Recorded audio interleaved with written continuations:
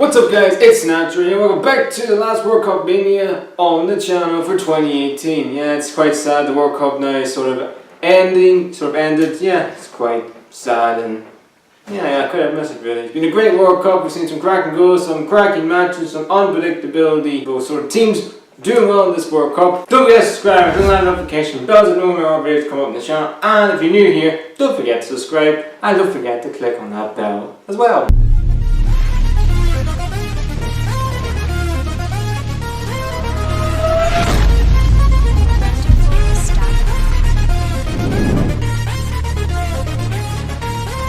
But today was the last match and it was a World Cup final between France and Croatia. Two teams not really expected to really do well this World Cup. Croatia have been really the surprise package of this tournament with their golden generation team. Can they win the World Cup? As for France, a lot of people saying they're sort of the dark horses, really poor in the Euro final against Portugal, and Portugal won the final obviously. So can they step up with that team? They have the youngest team of the World Cup, actually France. And they did so. They won a cracking final which finished 4-2. What a bloody match and what a first half we had in store. Because the first 20 minutes Croatia was a better team. They passed the ball really well. They had some brilliant opportunities from Mandzukic and Perisic, who I thought was excellent in the first half. Really caused a lot of problems for France down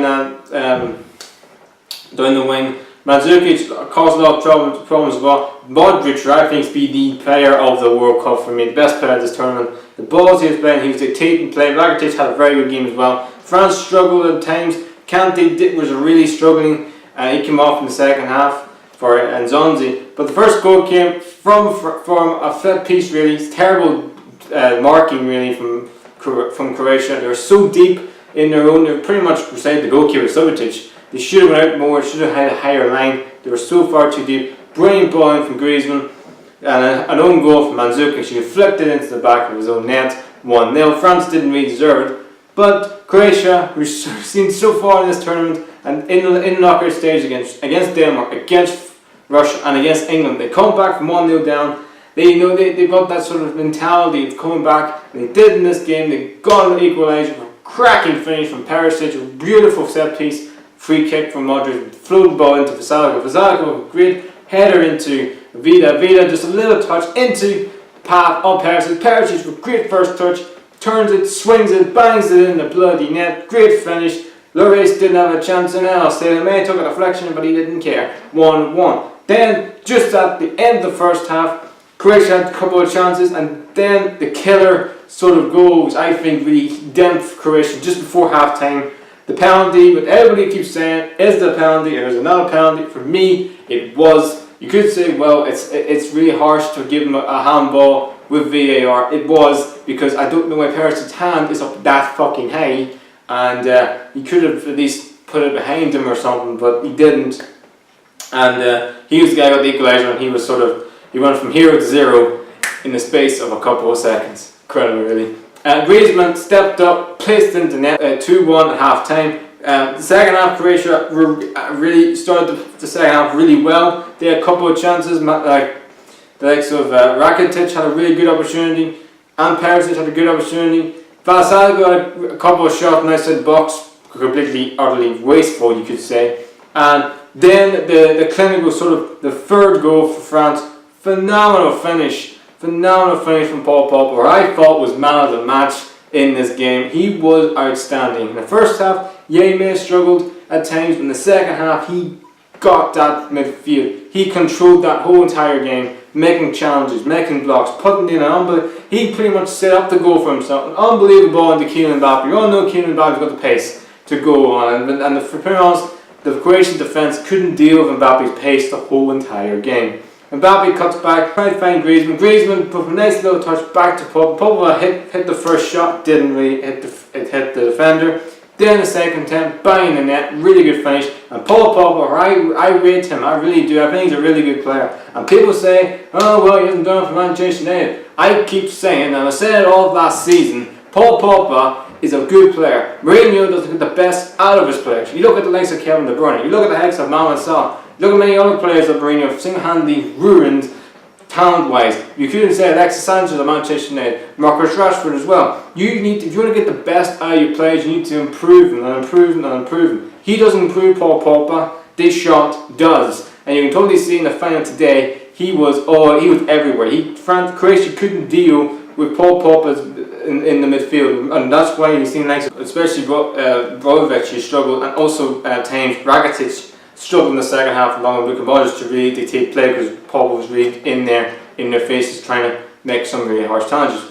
But he scored a really good goal, Paul Pogba, and the fourth goal was a typical counter-attack goal. What a fucking finish from Kylian Mbappe. His fourth goal at the World Cup. He has been absolutely scintillating at this tournament. 4 goals for a 19-year-old. I think that's only 2 off the record, which is Pele, which, you know, Pele's one of the greatest players possibly ever kick a football. That is unbelievable, really, and it's just astonishing what a player he could actually be. He's only 19. He's only going to get better. How can you get better when you're only when you've scored 4 goals in the World Cup and you're pretty much on the verge of lifting the World Cup for France? It's scary, really, and whoever, if he does go to Real Madrid or if he stays at PSG, he's going to be a world beater for the next 5 to 10 years because he's only going to get better and better and better, Kylian Mbappe.